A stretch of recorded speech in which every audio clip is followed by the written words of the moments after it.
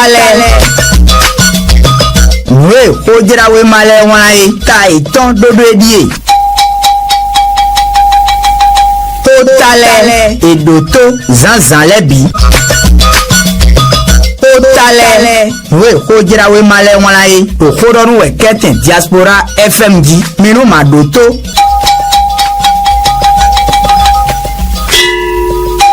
Le candidat Romia de Wadagne peut-il concilier fonction ministérielle et campagne présidentielle? Le gouvernement lève tout équivoque. Nyewala mi vedo atoro mi tole 4 vérités biton wala bodo tintimendaji Romia de Wadagne denye alors sodo jito bojronai somi e to ganzodon kwa fo kwa ton no kundo pogoton yi yedo inemedion e kadan poro hon ito ye bona leje e mẹrìjẹ gíláṣí nù wá ena sì hùhù wílẹ̀ dùbù bóná wà zọmọ kọ́tọ́nù gbòdó wa ènìyàn Wilfred Leandro Hungbeje kó àgbàjẹ lọ́nà mọ́ jẹ́mẹ́dà pàmò kọ́tọ́n kó ìbọ̀lẹ̀ 4 vérité gbẹ́tọ́n dọ̀ vérité wẹ̀ pọ̀mìẹ́nà kẹ́ndéwó lọ́nà gbàjẹ́mẹ̀nù gbòdó dọ̀bọ̀já pátá ẹ̀họ́mẹ́tọ́n lọ ìgbéná présidentielle du 12 avril 2026 Leandro Hungbeje lève toute ambiguïté sur l'usage des moyens de l'État par Romia de Wadagne jakpata e remeton domiena gbajeme lo kanatime nugbo dodo batoviemi minado monjemera paino la boussole eto igbeweya et lo kenu de o pour le départ de Wadagne du gouvernement avant la campagne présidentielle. Wilfred Hungbeje démonte le mythe de la démission obligatoire.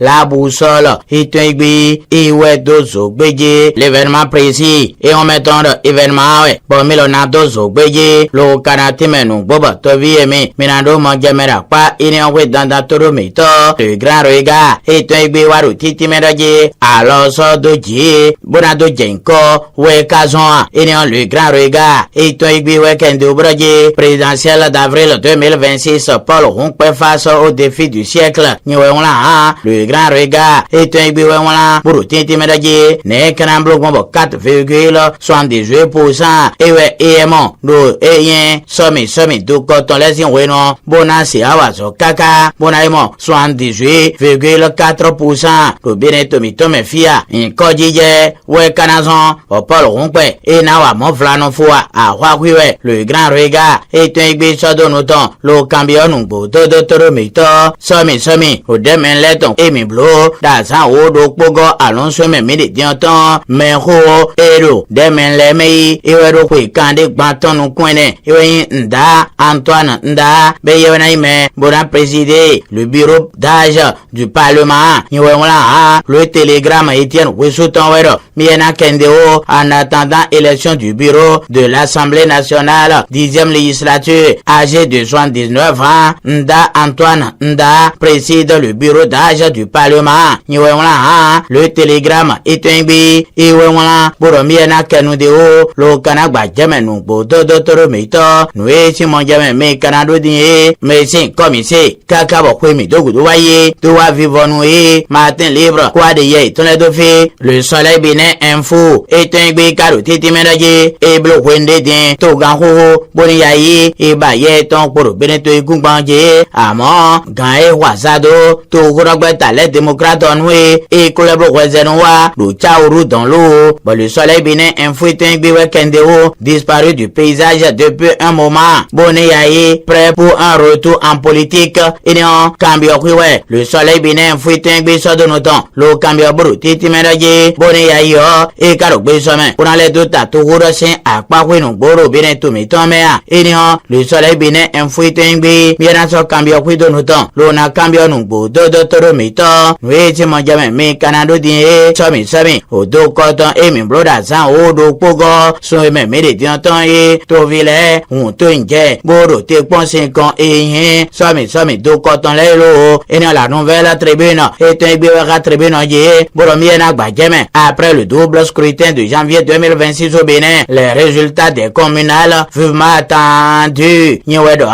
la nouvelle tribune et to igbe iwedo mi na ga tribune je lo na gbajeme nungbo do toro mito le potentiel et to igbe wa je somi do koton énergétique à la da centre. L'UPR conteste la disparition de plus de 900 voix. Le potentiel est un béouet de soupéye de sommet de cotonné bleu de pont atlantique tombé à la da centre. C'est oui mais tout village soit de baye de poropo à faire quand on écoute le blébou bon en causant ben comme là oui macedo au Sénat dans l'eau et non le potentiel est un béouet candéo élection communale dans l'Atlantique à la da centre. L'UPR conteste la disparition de plus de 900 voix. Une dénonciation adressée au président de la Sénat.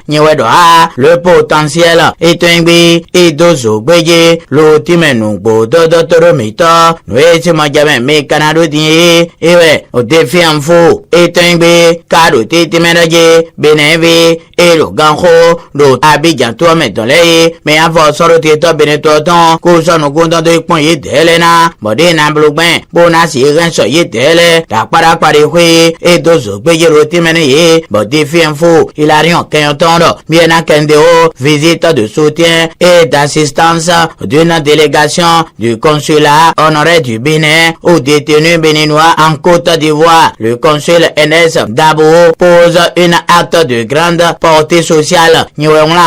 Défi en fuiting et wero miena Kendeo le canal ba jemenungbo de toromito télégramme Etienne Wesouton waru titimendoje et maman betohu le tionatin et yensena chuton gudo nous néant causant des do bueno mogie nous finale pour tanto oui dena Gana bon le télégramme est un bé canon de haut à faire osement humain retrouvé au CNHU 8 ans de prison requis contre les complices dans les morguiers le télégramme est un bé et voilà miena kendeo le canagba jemenungbo dodo toromito nous étions jamais mais canado die ay majaisin a pawedin a kaju satoro potimbo yemenu dosintole et bajone do tombero ondali dans l'eau bon le grand regard est un béouet canon de haut insécurité un commerçant de Kajou attaqué à son domicile à Ndali le grand regard est un bé et voilà boromiena kendeo l'ona bajamenu bododo le quotidien est un bé carrière aki et wachuta tontian et on seno le P4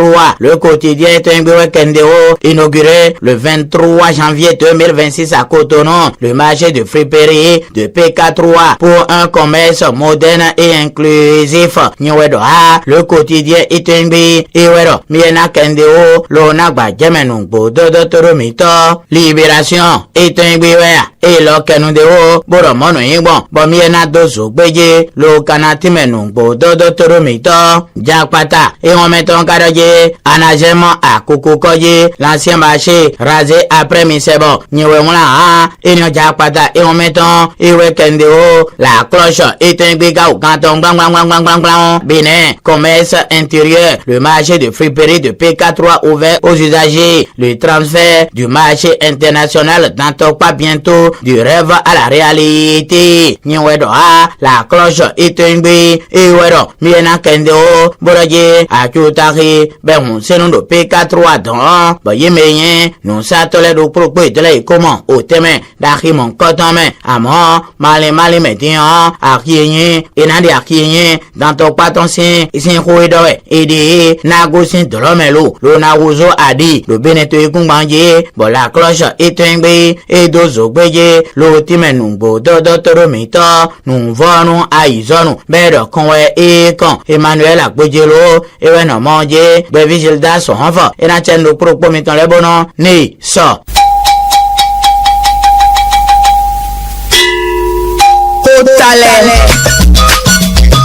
we ojira we male wai tai ton dodo edie totale edoto zanzan lebi totale we ojira we male wai to kodonu we keten diaspora FMG minu madoto